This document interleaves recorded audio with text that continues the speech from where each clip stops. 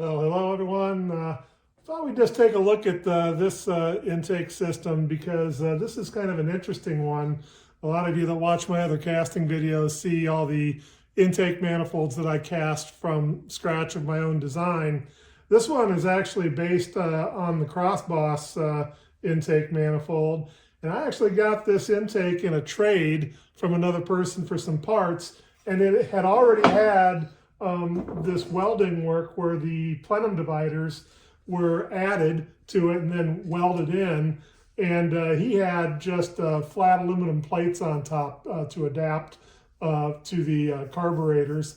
And I thought, well, you know, that's kind of neat. A lot of people get all twisted out of shape about, oh, you know, you don't have a perfectly smooth transition from the carb to the runner. And so, well, neither does a CrossBoss intake on that. And they get all bent out of shape about that and say it won't work. And the truth is it does work. It works just fine on that. But, you know, that's where theory and practice, sometimes they don't always meet in the middle of the road on that. But anyway, back to this intake on that. I said, well, you know, if it's going to be a true IR, independent runner or individual runner version of the CrossBoss, that's pretty cool. And the other thing about it that's pretty cool is that, you know, the stock distributor will work with it just like it works with CrossBoss on that. So I just thought it needed a little bit more elegant of a carburetor adapter, and one that did a couple other things. And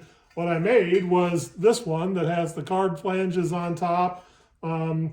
Other than the stock or standard CrossBoss mounting pattern, it's got a few extra ones in there for the inboard rails that were put in the plenum. And this is just a port to access plenum volume. That's a unique thing that the intake didn't have as it was given to me, because the gasket not only seals the individual runners, but it seals this interior plenum area.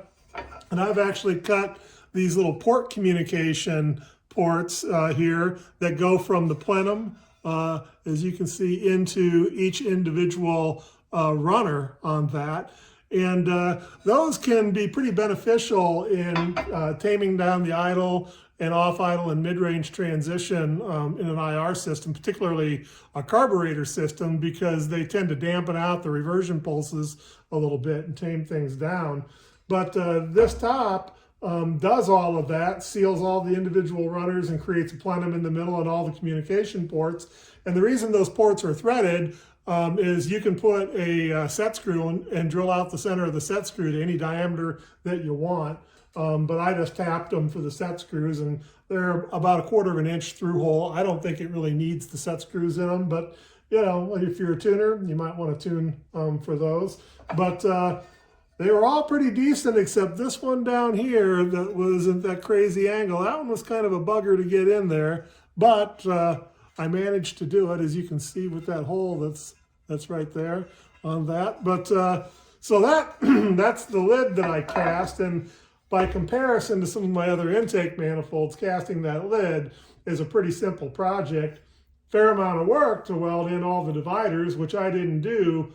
But the one thing that I did notice is after all the welding, the intake wasn't true anymore, and I had to put the intake on my machining fixture and true up the faces, because as they were, it was warped enough that it never would have sealed ever. And I'm not sure the original guy who made it knew that, but whoever the future owner of this system might be won't have to worry about it, because I trued it up, and you just run a little bit of thicker gasket with it, and everything fits up just very nicely. So anyway, that's kind of a description of what's going on here.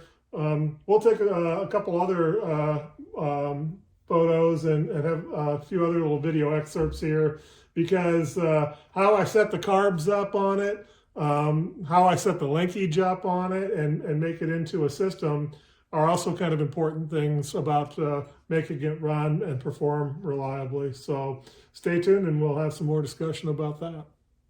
Well, all right, we've got the system completed, and it's the little details that really make a difference. So we're going to take a look at the fuel delivery system and the linkage, because those are two particularly important assemblies that make an individual runner system work well. So let's have a closer look at those.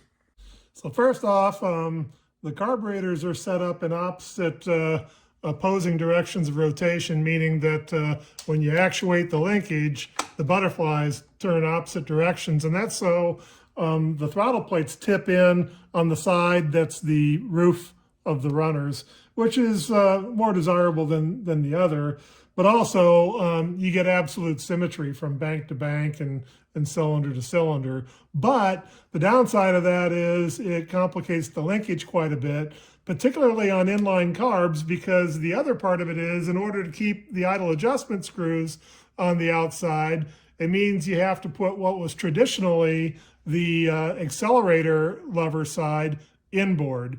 And that means you've got to push on the accelerator lever instead of pull, and that requires quite a bit more complicated linkage system on that. So you can see here that this arm actually pushes on that first lever.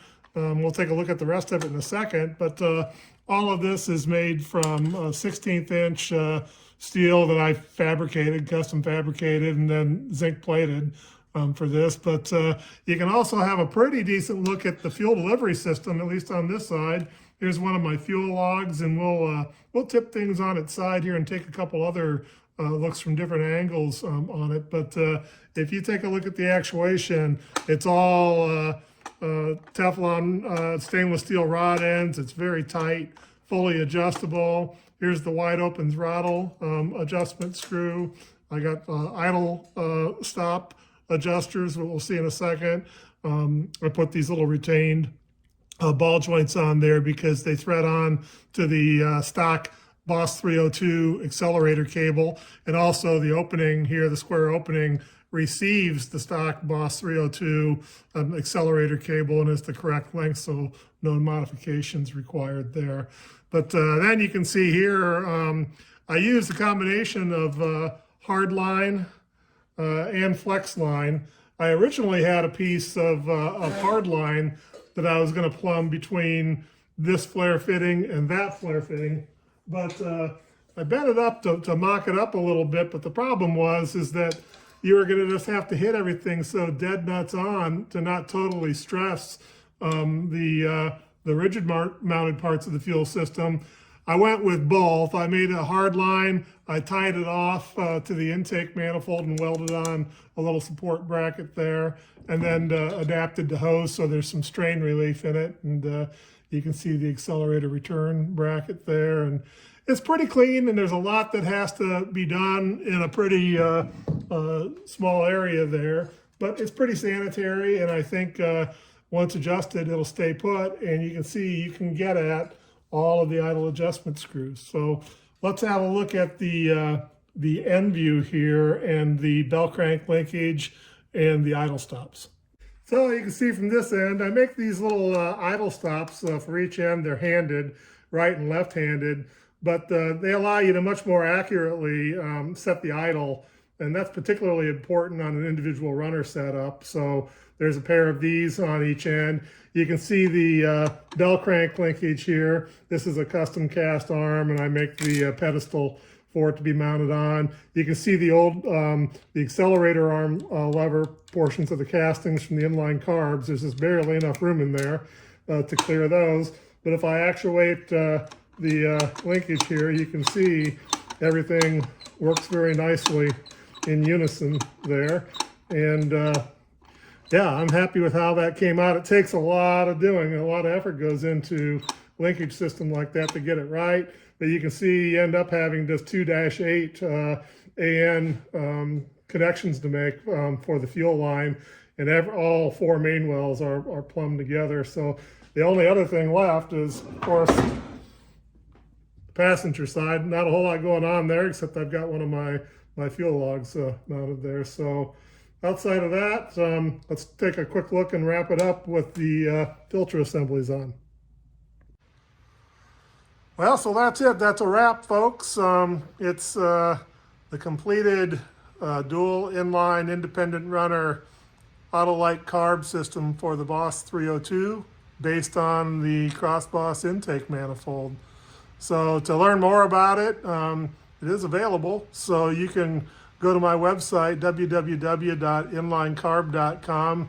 I've got this and other systems available there. So I hope you enjoyed the video.